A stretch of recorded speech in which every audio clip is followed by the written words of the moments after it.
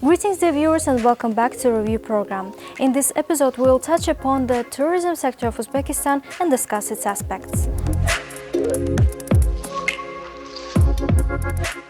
The tourism sector in Uzbekistan has witnessed a remarkable transformation in recent years. For instance, the list of reforms includes simplified visa processes, improvement of services and upgraded infrastructure. Uzbekistan offers a rich and diverse cultural heritage, boasting the several UNESCO World Heritage Sites. Over the past decade, the country has undertaken a series of measures to leverage this and become a sought-after tourist destination. Now, before we dive into more detailed discussion, my colleague Dilrabo Tajanova has conducted interviews with the local residents about the conditions of tourism of Uzbekistan. Now we're going to ask local residents as well as tourists their opinions about external and internal tourism in Uzbekistan, as well as their recommendations how to develop more. Yes, we love Uzbekistan, but we love the first part of this and our trip. We love Khiva, Bukhara, Samarkanda, and now okay, What and about Tashkent? and Tashkent. Tashkent is more modern than the other, but it's a mix. Okay, so we finished and we are going to the civilization. But do you like most historical cities or this modernization? A mix, yes. Every places offers us a lot of emotions. So it's a sort of mix. I have been in Fergana region. We visited the historic house museum. There were not as many tourists there. I have been in Samarkand and Shahrisabz. We went there in the bus. There were several hotels in Samarkand, but in Shahrisabz not too much. We have to promote advertisement here in Uzbekistan to boost tourism even more. There were traffic jams when to get to the other regions with a car or bus. It would be nice to improve road infrastructure. When it comes to developing tourism even more, we can use famous bloggers to demonstrate Uzbekistan internationally. Tourism has been developing here in Uzbekistan, but the transport is always problematic. It is hard to find train tickets here. I have visited many touristic zones in Uzbekistan. We have to advertise internationally to attract more tourists. In Khiva, there is a tram. I saw many tourists are using this. We can also use trams in other regions. There are so many things that can be done there to boost tourism. There will be many problems in the recreation period to book hotels and buy transport tickets. To attract more tourists, we have to showcase Uzbek culture to them. Tourism is improving year by year, but there are always transport problems. For example, there is no Afrasiab train to get to the Horizon. The ticket prices are also very expensive. Overall, as we found out, tourists and local residents are satisfied by conditions provided for them. But also there is some recommendations. For example, make transport more available and provide more hotels for tourists. And of course, show Uzbek culture, history and traditions to the world.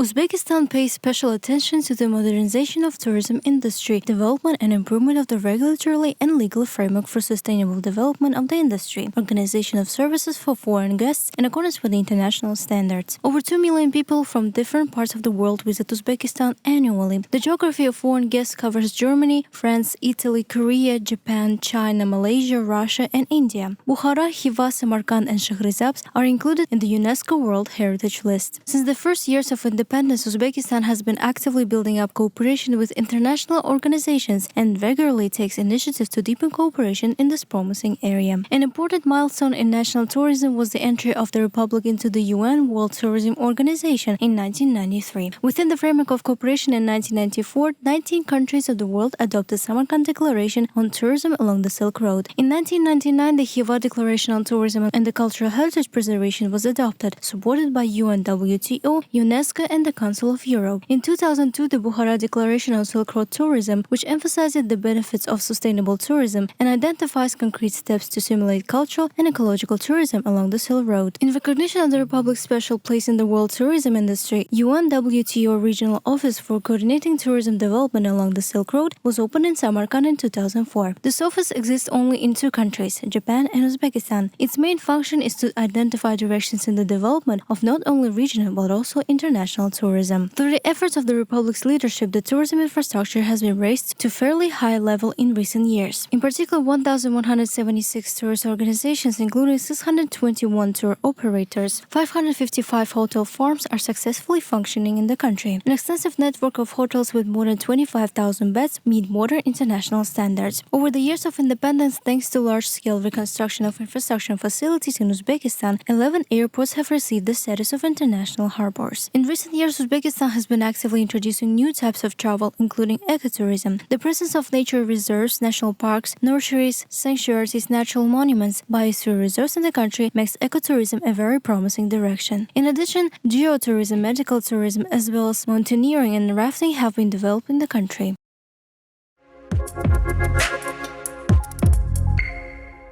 We have invited a special guest from the Tourism Committee of Uzbekistan, Mr. Firuz Dodiev, in order to talk about the tourism sector of Uzbekistan, its opportunities, challenges, and future prospects. So, good afternoon, Mr. Firuz. It's a great pleasure for us to have you in our studio today. So, my first question to you would be, can you please provide a brief overview of the current tourism situation in Uzbekistan? Let's say, currently we are in a starting point of bright recovery of tourism industry after the pandemic. Let's say this year we are planning to overcome pre-pandemic levels of highest levels that we have reached. If you remember, just back then in 2019 we had 6.7 million tourists, foreign tourists, and very fast growing industry. And it's a great pleasure that this year we are fully recovering these numbers in all forms of numbers, or all forms of statistics that we have in order to measure development of the industry. At the same time, from the news, from the government decrees, presidential decrees, you might see that there was a huge push forward of the industry in order to make, I would say, in order to make some reshapements in order to move forward, because it's a good chance when every country is reopening. It's a good chance for us to get the bigger pie, a bigger piece of the pie, in order to have a bigger niche in the market. And it's a good opportunity to not just attract tourists as much as possible, but also attract the investment and a business, international tourism business and know-hows. In the recent news, it has been said that the flow of tourists has increased in the past 2 months, but it mostly covers the Central Asian region's countries that travel here. Why can't we attract more people from Europe, for example? Actually, it's partly true what you're saying, because it's natural for every country to have most part of the tourists from neighboring countries. If you look at France or Germany or Spain or Japan or Malaysia and etc., you will find out that in every big tourism players, the most of visitors are from neighboring countries. This is natural behavior. You get that you try to reach the places which are closer to you, because you don't want to have long flights just to have something or to see something, while you have something similar, maybe not the same, but similar, close to you. And this is natural process in tourism, international tourism market, and everybody, accepts that as normal situation. But at the same time, it doesn't mean that you don't have to work on far abroad markets, because most of the times they are very payable. They are very high, sometimes high income countries, sometimes you can find out a lot of people who would like to be one of your favorite visitors, for example, right? I was surprised when we was analyzing the statistics that back before the pandemic, that Canada have higher number of visitors to Uzbekistan than, for example, Latvia or Emirates. See, while we have embassies in both last countries, we have flights, but regarding the numbers, Canada is higher, which means some countries have a very huge potential, and we are working on determining such countries and pushing forward promotion activities in these countries. And if you see the latest decree, the special new instrument was introduced, the subsidies for tour operators, tour companies, who will bring tourists from, let's say, non-traditional markets for us, which means that we have traditional markets, neighboring CIS countries, Western Europe like France, Germany, etc., Spain, etc., and or Japan and Korea. We have steadily growing numbers from these countries, but there is a lot of other opportunities, right, like Canada, like others, which can be worked out correctly and have a quite sensitive number of tourists. That's why we have introduced such an instrument in order to promote, I would say, willingness of tour operators to reach out new markets, because government itself cannot cover everything. The best way is to stimulate the private sector, industry, and we have, I am always confident on that, we have very smart people. Bloodlines are very, very strong in our people. They always find out the solution, and you just have to give them opportunity to implement these solutions. That's why such instruments are being given to the private market, to the private sector by the government. Yeah, looking at this and looking at the international experience, usually some countries offer specific touristic circles that would cover specific areas of tourism. For example, some people would travel to Uzbekistan for religious purposes, Yeah. some would travel for food vlogs. Does Uzbekistan offer such service? I know that tour operators usually would do that, but is there any way of interaction between the government and those operators? Yeah, of course, this is about all the diversity in services and products that you provide. If you remember, at the beginning, most of our services were our tour packs, let's say, products were related to cultural tourism, and which is okay, by the way. There is nothing to be ashamed on or nothing to be surprised, because every country have its like advantage direction with a higher advantage. For example, some countries they are have advantage in beach tourism, let's say leisure tourism. Some of them they have advantage in let's say mountain tourism, and etc. Some of them are mostly in hunting tourism. There is different, all different options. Some of them are very famous for extreme tourism services, right? That's why you have to never like refocus you from the direction in which you have the advantage.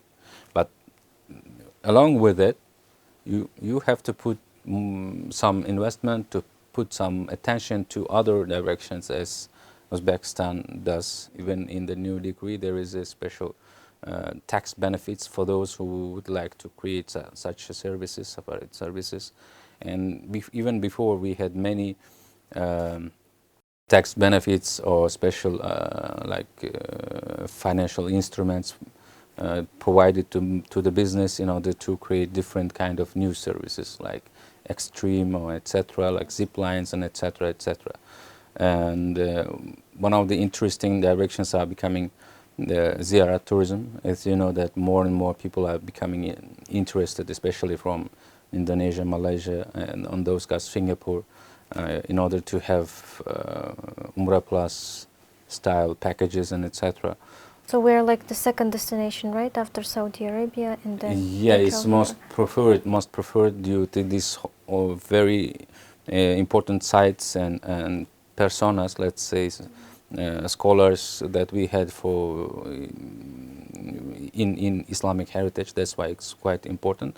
But again, here the challenge that you mentioned at the beginning, we have to offer these three countries. Even these three countries have different requirements. Like Singapore have different requirement, Indonesia they have different requirement, and Malaysia have different requirement according to their, let's say, package price according to like really different requirements related to package price, related to these air carriers, new area, let's say new flights and etc. So there is operational challenges always that should be worked on by our team together with all other government agencies or ministries and etc. You actually talked about the promotion of our country, and I would like to conclude this interview with a very important question. Government spends tremendous amount of money on the promotion, the ad campaigns abroad. For example, some of our videos are broadcasted on Euronews, or they BBC, are BBC and appearing on the huge banners in other countries. I would like to ask, isn't it better to put this money into the localized sources? For example, our TV channels doesn't have to be private or public. Those that broadcast in English, they could have the target audience who are foreigners, politicians, people from the business circles, and promote the country on the local basis and still deliver the information to the foreigners. Yeah, see, these are quite different directions actually. The promoting abroad, it means you have to reach the public in these countries. And the way you do is either you do it through the channel or through, it doesn't matter which instrument you prefer. It can be TV channel, it can be some program, it can be some persona, it can be some event even, it can be some social sites or instruments that people there use every day. For example, in China, there is we are having good cooperation with C3 platform, and 70% of population uses C3 platform in order to determine their future travel plans. So, will you do it your promotion through this platform, or you will do it through TV channel? Even it's quite big, and CCTV, for example, it's quite big, and with a big household coverage. But at least you understand that even there you can have choice which one you will use. And we don't have, I would say, very strict rules in order to choose. No, always we try to, I would say, to focus on that instrument which has more wider coverage and direct effect. And of course, sometimes having these monitors also gives its effect, because they are located in very highly crowded and highly retranslated to different reels, different stories and publications in social accounts and etc. So everything is concerned, and of course we always have been working closely with our media in Uzbekistan. I think I'm proud that the tourism was one of the closest friends of our media, always organizing different farm trips to the different regions of Uzbekistan, or taking them with us in our abroad events, like tourism fairs or big events, bilateral events, business forums, tourism forums that we are having in different countries, or cultural or any forms of activities we are doing abroad. We always trying to have some members of our team, our media in Uzbekistan, to, I would say, to collaborate with us and to cooperate in order to have better effect.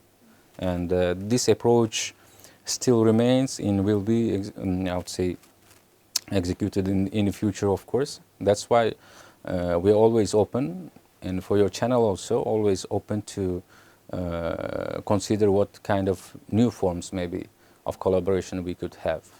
Sometimes delivering some messages, or delivering some even some courses, or even some business related tips can be done through the TV channel and can be delivered to the public easily. So it's open question, can be considered, discussed, and formed as a new instruments of cooperation for the upcoming new era of tourism development. We have the last moment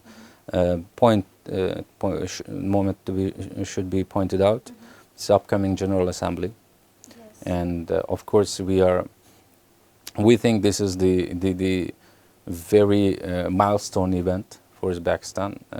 It's the first General Assembly of UN family organization in Uzbekistan, and we are proud of every team, every person, every member of tourism industry and government, and His Highness President, that all efforts were united into one, let's say, good punch, and we got that.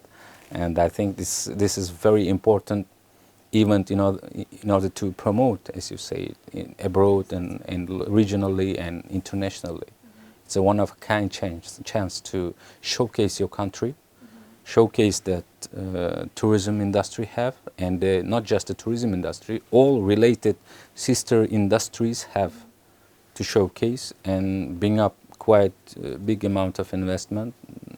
Billions can be attracted within after the positive effect of after this event, because more than 150 countries will participate at ministerial level.